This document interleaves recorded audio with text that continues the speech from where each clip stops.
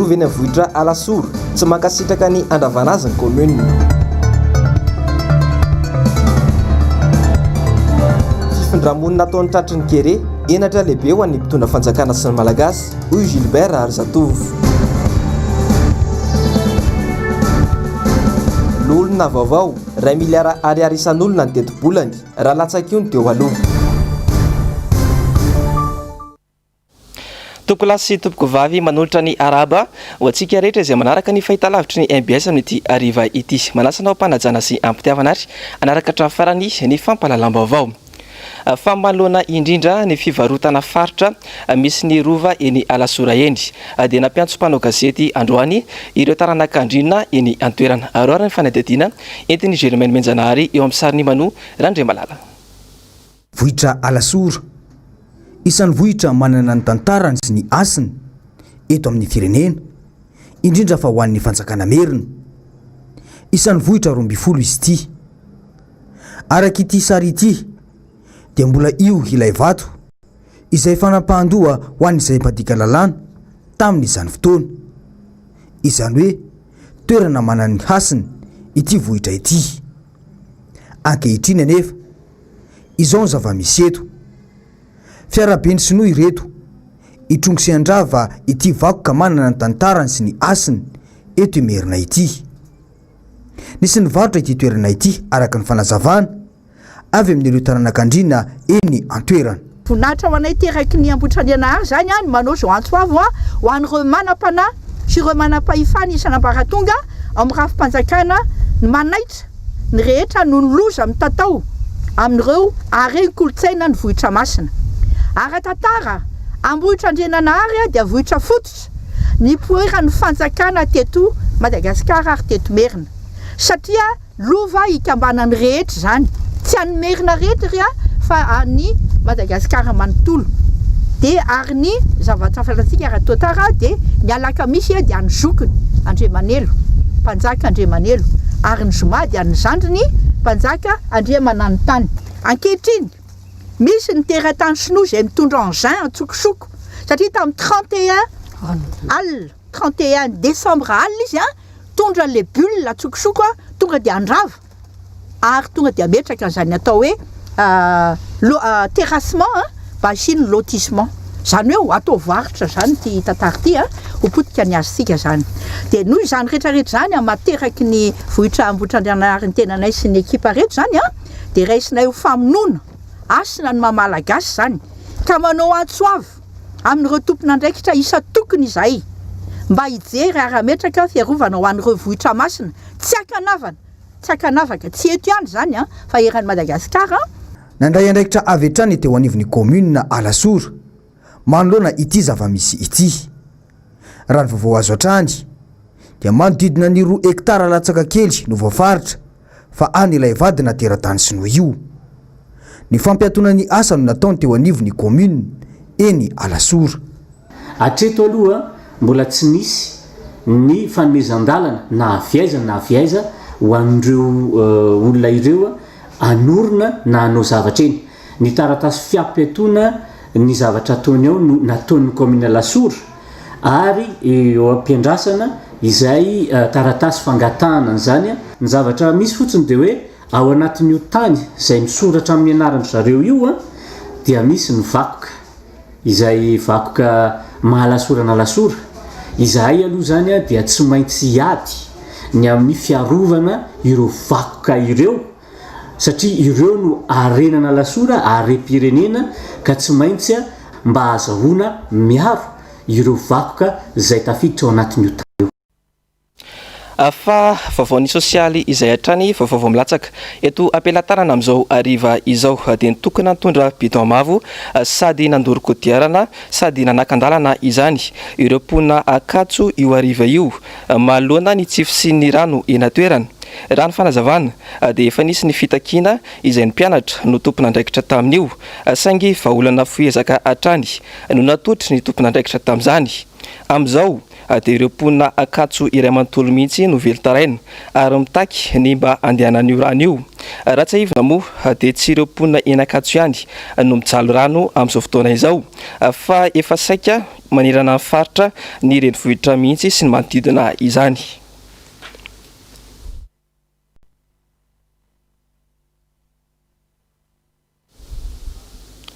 Vaovao ny fanabeazana kosa indray dia tsy mbola fahita eto amintsika ny fampianarana ny ankizy manao sary any ampianarana any. Tombony maro mantsy no azon'ny ankizy fianarana io raha ny fantatra. Nisy araka izany androany ny atrikasa fampianarana ny ankizy hanao sary no karakarainy ny fikambanam-behivavy iray teny amin'ny EPP talata matiteny Ravirazafy Mahenina sy Andry Rakotomalala. Zava-miafina tsy hita mahakasika ny toetrany ankizy, ny zavatra mety sy ampy azy amin'ny maha-olona azy sy ny mety ho asa sahaza azy rehefa lehibe no mety hita amin'ny alalan'ny sary ataony. Ho an'ireo mpanakanto mpiangaly azy ity, mampiseho ny any anaty fanahy ny fanaovana sary. Dia manao mélange na couleur zao ilay ankizy dia samy manana ny fomba moany anazy hoe marron ohatra fa mitovitovy daholo fa samy manana ny fomba moany azy zany. Dia iny zany tena hoe mba ahafahany ankizy m'exprime hoe tsy zavatra exact be tsiny iny fa mba ahafahany mamoaka ny any anatiny ihany koa, famoahana ny any anatiny any dia ny tombotsoa faharoa misy base kely na peinture ampianarina ny ankizy zany ampifantarina anazy hoe reto ny tsara ho fantany dia rehefa ananany ireo tsara ho fantatr'ireo dia betsaka ny zavatra afaka exploiter sy afaka ataony dia ny ankoatran'izay koa rehefa mifampiresaka amina tontolo hafa ivelan'ny fianarana ny ankizy dia tafavoaka ihany koa ilay hoe misy développement personnel hafa, misy zavatra hafa mivelatra mihitsy zany eo amin'ilay ankizy rehefa hoe ireo tsy ny ankizy mpiara-mianatra mibetsaka dia hafa mihitsy hoe misy resaka hafa indray iarahana ankoatran'ny ao am-pianarana. Saika ny ankizy rehetrarehetra be dia be mihitsy ny ankizy ny tia sary, mandefa imagination dia tia manofy. Dia rehefa manao an'izay ny ankizy dia avelao izy amoaka ny eritreriny amin'ny alalan'ireny sary eny, amoaka ny eritreriny amin'ny alalan'ny teny, amin'ny alalan'ny kilalao fa mampivelatra ny sainy ireny ary nofinofy mbola kely sy ny zavatra avoakany ankizy dia efa ahitanao hoe inona mety ho tanjon'ity ankizy ity rehefa lehibe. Ny sary ataon'ny ankizy ihany koa dia ahitana hoe inona ny zavatra mety tsy ampy ao anatin'io ankizy io dia io zany avelao ny ankizy amoaka ny eritreriny fa amin'iny koa ny hamantaranao anazy bebe kokoa sy ahafahana mampandroso anazy. Nazo tombo tamin'ny fampianarana manao sary hosodoko ny mpianatry ny EPP teto Varalaza talata maty. Mpianatra 10 taona hatramin'ny 12 taona no nisitraka izany ka fikambanam-behivavy tao amin'ny tambazotra Facebook no nitambatra nahazoana vokatra. Vontrona zany dia manana tanjona hoe tsy ao amin'ny Facebook fotsiny tsika dia ndao iresadresaka, ndao ifosafosa, ndao fampitantara problème fa ao amin'ny Facebook tsika dia ndao tsika hanao zavatra mivaingana tsy ivelan'ny Facebook ho fanatsarana ny fiarahamonina misy atsika ary indrindra ho fampandrosoana ny tenany tsirairay dia tafiditra ao anatin'izany ny fampandrosoana ny ankizy, fampandrosoana ny mpianatra, fampandrosoana ny tanora. Vaovao malaza maneran-tany kosa indray no antsika manohy ny fampalalam-baovao amin'ity hariva ity. Nandray fanapahan-kevitra entitra ny gouvernemanta tunisiana mahalona ny trangan'ny coronavirus any an-toerana amin'izao fotoana izao. Isan'ny ahitana tranga betsaka indrindra mantsy ity firenena ity amin'izao fotoana izao. Ary ny fanadihadiana entina Ambitsovy Sitraka eo amin'ny sariny Mathieu Prince. Tafakatra 7,7 lasiraetsy ny isan'ireo olona voan'ny coronavirus any Tunisie ary 3,7 no maty amin'izao fotoana izao raha nitatitra avy amin'ny sampana misahana ny aretina vaovao sy aretin'ny findra any an-toerana. Nanapa-kevitra ny teo anivon'ny ministera miadidin'ny fahasalamana ao Tunisie nanomboka omaly fa tsy maintsy miverina amin'ny fihiboana tanteraka indray ireo mponina any an-toerana manomboka raha pitso alakamisy fa 14 ny volana janoary ary aharitra 4 andro izany manoloana ny fidanganan'ny isa. Eo koa ny tsy maintsy ametrahana ny feim-potoana ahafahana mivezivezy amin'ny alina ho an'ireo tsy maintsy hanatanteraka izany. Tafiditra ao anatin'ireo feim-potoana natokana hiboana ireo ny 10 taona ny tsingerenan'ny revolisiona tany Tunisie ny 14 ny volana janoary izany. Tsy maharaka ireo fandriana isaky ny hopitaly manoloana io antotana isan'ny marary io. Tsy mahazo mianatra ny mpianatra rehetra manomboka androany ary hatramin'ny 14 ny volana janoary izao. teo amin'ny 4 sy 7 sy 5 teo no trangana coronavirus hita tany an-tsekoly hatramin'ny fidiran'ny mpianatra ny volana septambra teo ary 13 no maty raha ny fanazavana. Tafiditra laliny Tunisia manoloana ny valanaretina coronavirus raha nambaran'ny ministry ny fahasalamana tunisiana Fawzi Mehdi ary ahina mafy ny mbola hitombony.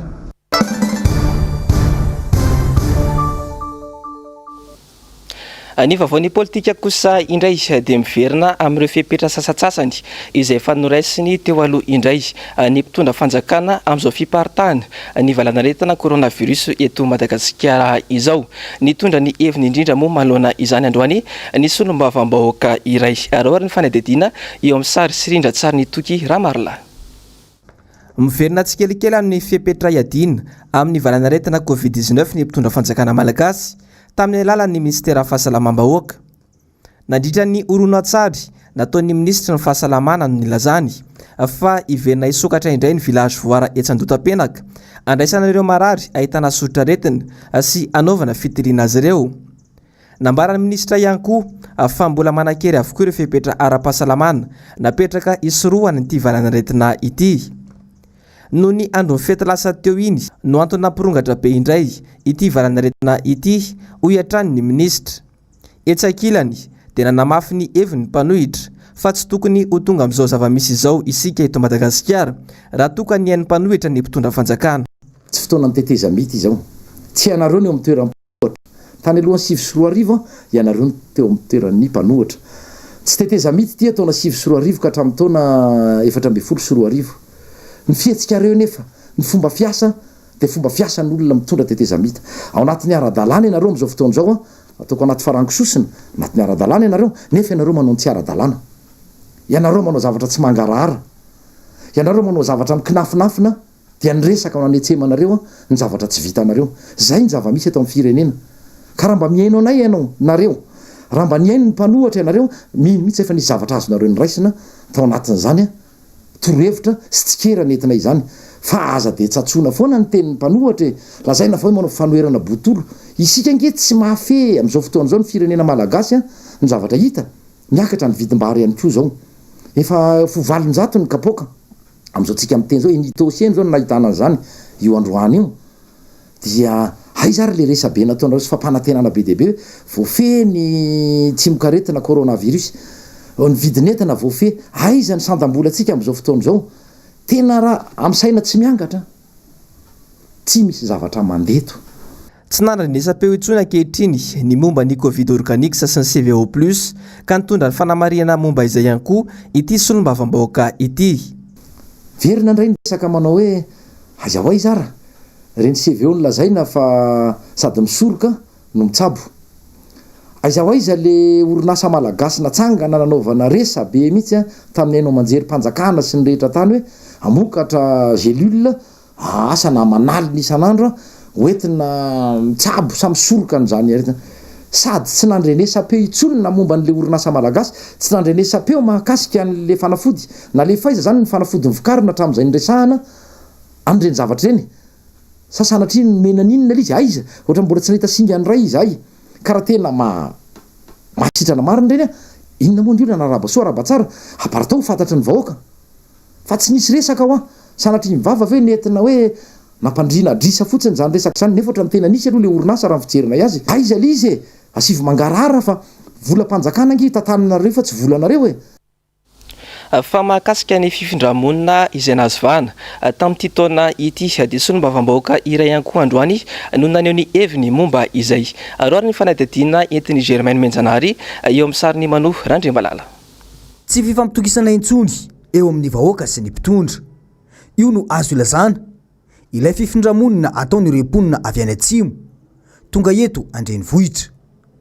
Raha tsy aivina mantsy dia sesilany ny fidinan'ny fitondram-panjakana indrindra fa ny filohan'ny repoblika any amin'ny faritriny tatoato ary nampanantena azy ireo ny zavatra maro. Leo ny kobakambava ataon'ny mpitondra ny vahoaka ka mitady toerana tsara sy metimety amin'ny fivelomany. Tsy hitako ny aky nanaovana ny tanana sandro izay tsy de laharaha-pahamena amika fa maninona ny vola anaovana an'io raha entina iadina amin'le tsy fandrisakafo sy ny kere oatsimo io zavatra io ane tsy hoe vao tongatonga ho azy tamin'ity tonty fotsiny fa tamin'ity tony tena zava-doza fa efa nisy ho ary tamin'ny izy nareny fitondrana dia efa tokony heritreritra zany fa tsy maintsy misy ny kere tsy maintsy misy ho ary efa nisy hatramin'izay ka maninona tsy ho natao lahara-pahamehana mba ialana amin'izao a fifondramonina zao nefa raha zany folo zany no anaovana ny fotodrafitra sy hitaritana ny rano nentina amin'ireo fatreo a fatrona ngeza be avitany zany ary vao mainka ara ny mpamatsy volana ampy hoe tena mba mezaka ny fanjakana malagasy fa ty tena tsisy mety ny zandro zany dia fandehanana tany na ny mpitondra na ny filohan'ny repoblika na ny prime ministre na reo ministre membre gouvernement reo dia fisesehoana fotsiny teo masom-bahoaka maloa zay a mpiasam-bahoaka ny filoam-pirenena ary ny anakaramany ny vahoaka azy dia hitantana ny firenena mba izy tombotsoa ny ambany lanitra sy ny firenena fa tsy tombotsoana antoko na tombotsoan'olotokana izay akaika azy ihany nisy ve izany ifandraisana andraikitra izany eo amin'izay vaovao izay hatrany dia naneo ny heviny sady nitondra fanazavana momba ny fifindramonina ataon'ireo tratry ny kere any atsimo ity androany i Gilbert Rarzatovo nambarany fa enatra lehibe ho an'ny malagasy sy ny mpitondra fanjakana ity tranga mampalahelo ity arao ny fanadihadiana eo amin'ny sary sy rindra-tsary ny toky Ramarla. Mariky ny atezerandreo malagasy tratry ny kere any atsimo Madagasikara ny fifindramonina izay ataon'izy ireo amin'izao fotoana izao io hoy Gilbert Rarzatovo. Atreto mantsy dia tsy mbola fantatra mazava ny tena fandraisana ndraikitry ny mpitondra fanjakana amin'ny fiadinany kere any atsimo nosiny. Mionona fotsiny amin'ny vonjy-tavanandro ny mpitondra fa tsy mijery lavitra mba amingarana izany kere izany. Hitarika problema amin'ny fampiraisam-pirenena koa io firaisam-pirenena io hatria ohatrany efa manindry zany tsy jerenareo maninona raha vao misy zavatra kely ary misy maitrano kely indray mandeha ry fanotonao dolodolona fitondram-panjakana ninao anaty tanàna anankiray satria ao anaty renivohitra ary efa any amin'ny farany atsimo any zany lavitra andrina dia tsy raha rahiny fitondrana ozy ny olona za zany resaka mandeha ka nareo miteny hoe miakatra ao Fianarantsoa zareo dia akatra tia Antananarivo efa fanehoana tezerany zany fanehoana tezerany zany fanehoanany hoe ahoana zay tsy raha rahinareo fa ny aiza ihany natao hoe vahoaka malagasy ao anatin'izay lasa misy mipetraka le hoe vahoaka malagasy de première zone sy deuxième zone ary zay zany tena problema be eto Madagasikara satria tsy fahaizantsika foana any amin'le resaka mametraka an'le priorité de priorité dia zany mahatonga atsika hoe miverina foana i problème io satria na le famaritana amin'ny priorité azy tsy atsika akory netsika rehefa mamaritra priorité dia hoe zay tena malemy tsy maintsy vonjena urgence zany fa ny priorité dia ny hoe zay secteur mety hitarika anao effet d'entraînement rapide zany priorité rehefa mitondra fanjakana ianao ohatra tamin'ny androny Ravalomanana ohatra ny agriculture en développement satria misy effet d'entraînement rapide agny any firiny olona velona ao anatin'le zavatra exemple kare miako nareo zay mety ho priorité ny tourisme satria ny tourisme atao hoe industrie industrialisante misy zavatra be dia be manao randra mitarika ao ambany mamelona olona be dia be iny rehefa avy eo jusqu'à hatrany amin'ny fambolena. Raha fantatra dia anjatony mary ireo olona tratry ny kere no tapa-kevitra fa hiala any amin'izay misy azy avy ary rehefa saika namidy avokoa ny any-mba fananana kely teo ampelantanany atao sarandalana. Fa raha ny vaovaony paritaka androany dia nisy olona fandikan-dalana indray tena nivony anteny merandolona androany maraina nisy indrindra araka izany ny fanadihadiana natao ny namana mpanao gazety Germain Menjanary teo amin'ny sariny Mano Randriamalala. Ny paritaka ny vaovao ny amin'ny fisinyloholona ambara fa efa tonga mandrava-birao manilika ny dossier mandoko trano mametraka mokety eny anivo ny anteny merandoolona mbola tsy nisy ny famindram-pahefana mandeha ary tsy olona hoe efa mandeha akory ny loholona ankehitriny raha ny antotanisa eto ampelantanana tokoa mantsy dia 2 miliara ariary isan'olona ny tetibolan'ny loholona vaovao izany hoe 9 faingo 7 sy 500 miliara ariary ny tetibolana natokana ho an'ity andrim-panjakana loholona ity amin'ny taona 2024 ity loholona izay miisa 20 monja dia mifanohatra amin'ny teny Andro Rajoelina zany satria hoe lasa izy miteny hoe institution budget vorona sy nefa zao vo maika fandanimbe tsy toko tsy foroana no azony sénateur anankiray sy fitambaran'ireo sénateur valo amby folo gazety fa hoe le mpanao pitarivato vilam-bava le mpitondra fanjakana ny filoam-pirenena tsy lazana budget voro nefa dia atao vola be indray natosaka any amin'ny Sénat mba ahafahan'ny mpitondra fanjakana manao sitrapony sy mijery zay zavatra ho ataony momba ny fividianana amin'ny manaraka.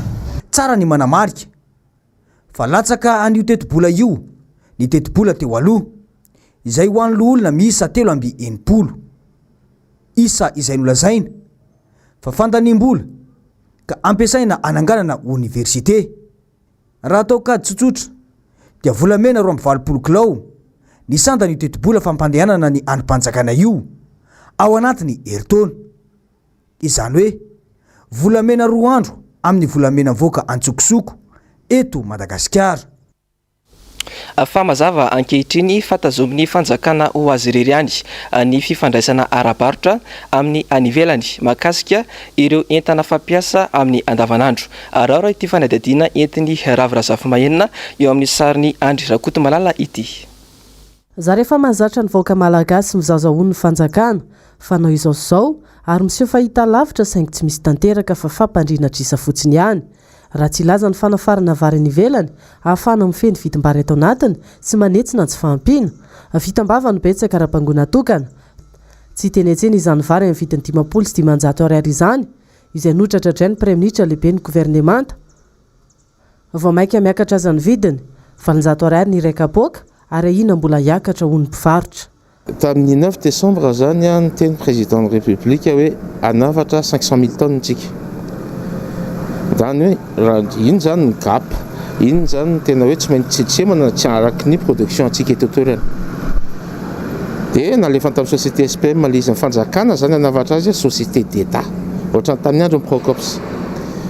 Nefa mbola nafara ny fanjakana hatramin'izao zay mbola tsy tonga fa ho avy dia 7500 tonnes zany hoe eo amin'ny 492 000 tonnes zany no mbola mila finoana. Nefa ny fotoana mandeha. Raha ohatra nefa ny gabontsika ka ohatra ka tsy ho feno zay zavatra zay tsy maintsy dadangana indray vita ny vary satria tsy araka an'izay fanjakana. Raha ohatra ka $350 la tonne ny vidianantsika ny indien prix sur 25 any amin'ny 167 millions de dollars any zany. Elany elanina satria mbola alainy iny mbola amboariny iny conditionné iny zay vao alefa sambo hatramin'izao moa zany le première vague mbola tsy tonga. Marina fahafarana ny ivelany ny 100 vary any filany eto amintsika.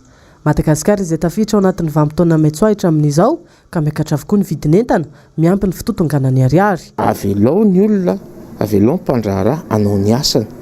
Fa izy nefa zatra an'io, izy ny maîtriser an'io circuit io fa hiteraka tena ho zava-doza indray ty. Tamin'ny 1980 antsika amin'ny telo maraina ankeny olona amin'ny lahabary ary tena tonga dia rationné hoe firy nareo ny ao an-trano dia zao kapokisan'olona hiverina amin'izany zavatra zany indray ve tsika raha ohatra ka hiditra amina société d'État satria société d'État koa tamin'izany Procops ka mba miantso ny fitondram-panjakana aza dia manaonao foana rehefa efa zavatra nenana teto Madagasikara io zavatra io raha mbola sady mbola miampy ny lanja ny ariary mbola sy hitiny ary mbola miampy an'io io ariary io raha tsy maintsy mbola izy correction monétaire io fa tsy mbola tranona amin'izao dia aiza ho aiza ny isy antsika ka jerefy le zavatra fotom-piainany gasy le vary tsy tsara lalaovinao ohatran'izao hoe te azo an'le marché nareo dia anaovana monopole na exclusivité ho an'ny fanjakana ny PPN rehetra sy ny pétrole tsy zakanareo nge io e. Raha ny vinavina andreo mpamokary mety hitina hatramin'ny 700 ny famokarana manaraka noho ny tsy fampiniorana. Ireo mpamokady ihany koa anefa miomana amin'ny tsy visian'ny vary ka mampirina ny tahiriny. Ny ministera tompona andraikitra sy andaniny milaza manara-maso ny vidin'entana saingy tsy hita ny vokany any amin'ny isa tokantrano. Dia fanadihadiana iny akoa ry tompoko lahy sy tompoko vavy netiko manakatana ny fampalalam-baovao amin'ity androany ity isoraka ianao nanaraka izany hatramin'ny farany isorany ihany koa ny teknisiana sy ny mpanao gazety niarany salahy nanatotosa izao fampalalam-baovao izao mametraka ny veloma ho manaraka indray ry tompoko lahy sy tompoko vavy.